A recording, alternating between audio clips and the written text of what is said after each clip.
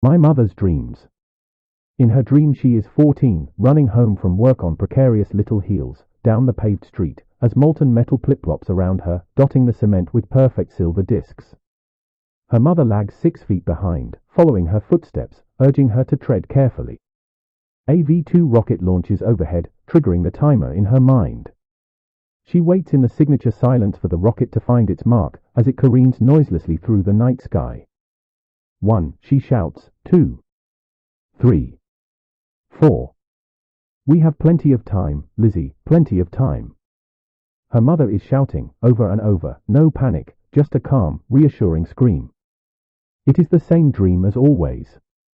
Lizzie reaches behind and grabs the older woman's hand, pulls her into the shelter of their porch, watching as the house across the road explodes into a heap of searing, flaming rubble.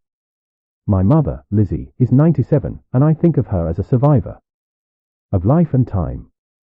Not long ago she had a mother, husband, sister, and 2 daughters. Now she has me. Twice a week I open the door to her house and look left, peering through the curtained darkness, along the hall and into her bedroom. I can see she is still sleeping. Under the formless camouflage of blankets, her shape has diminished and become frail, although her carers joke that she inhales each meal. They also say she is still stubborn, but in a cute way. She has passed the irritating cantankerousness of old age, and drifted without notice into the gentle humility of a disappearing mind. There is not enough time in a day to see her more often, or so my private narrative goes, constructing a life so much more important, exciting, exasperatingly busy than it is. I'm so grateful you look after me, so glad, she repeats. I accept her gratitude, even though guilt battles with honesty, and pulses through my brain at sleepless midnights. In her dream, she is 18, with the blonde permed hair and arched brows of a movie star. Her husband George, the love of her life, is away at war, and she fears he will never come home. He writes sometimes, although there are no mailboxes in the Pacific, and home is his last thought as suicide planes fall burning out of the sky. The blackened casualties of war sleep beside him in rows on the smoking deck. She wakes sobbing, drenched in fear, and spots the picture of a bride and groom on her bedside. Reassured, she remembers the 60 years of devoted life with him, recalls they had plenty of time, and longs for more. I try to wake her, but she is in a deep sleep. I know the conversation if she wakes. I will ask her if she has eaten, and she will say she's not hungry. I will try to cajole her into the warming sunlight, pressure her to have tea and a chat. She will refuse.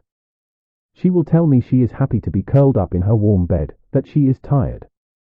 She will finally say that I should expect this from someone 97 years old. It's her own truth and I cannot dispute it, so I let her sleep undisturbed. In her dream she is 24 and very pregnant, so near childbirth that pains come, quick and unbearable. The midwife arrives, a true professional, blue skirt, tie and cape, nylons and sturdy black brogues, a nurse's crisp white cap on her head. Mabel is confined to a home birth, banished from the hospital with an acute case of chicken pox. She is infected, contagious, but her baby does not care about blisters and disease. She is ready to become. Should she push harder?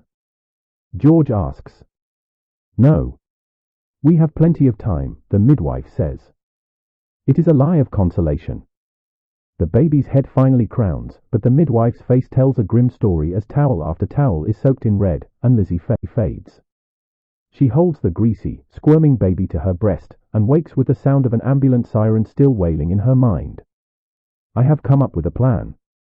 I will call on her at a random time and she will be whisked away to her favorite spot near the beach.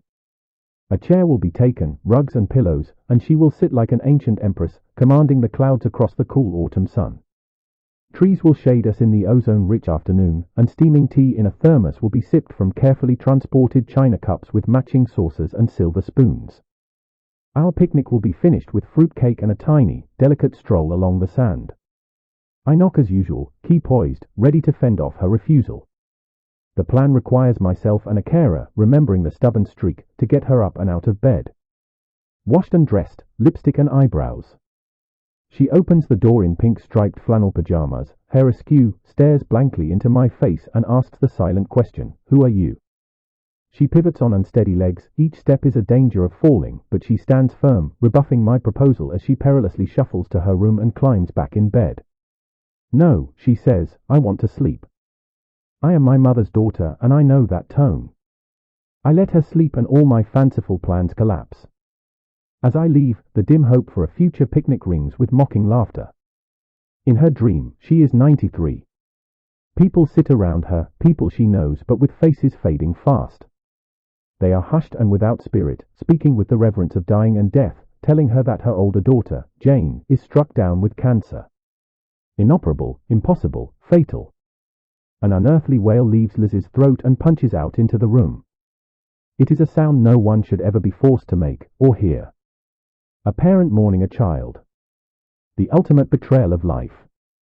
Later in the dream, in roles reversed, the dying daughter embraces her mother until she calms, tells her it will be all right. We have plenty of time. Jane says. Comforted, Lizzie wakes, as her daughter's shadow bends to kiss her on the cheek, and says goodbye. I try to organize a lunch for Mum, but again I fail. Fighting with the ancient is so unseemly. Just let her be. She's happy in her home, her bed, regardless of what you want, of what you think is good for her. Other people's words fly round my head like wild birds in an aviary, flapping and squawking, until I tame them. Today I will just sit beside her bed and hold her hand and let her sleep. And if she wakes, I'll make a cup of tea and tell her about the world outside. And how much I love her. Until she goes back into sleep. And so I'm here remembering the mother that created us, children, grandchildren, and great-grandchildren. She is not elderly and frail, with unkempt white hair and paper-thin skin. Her fingers don't bend like misshapen twigs. They work and create, hug, and clap with joy.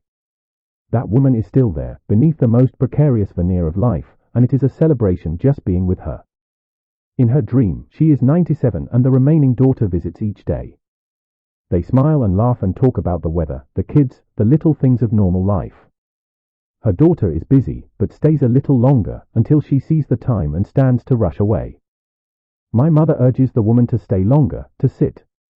We have plenty of time. She says. Yes. I smile, plenty.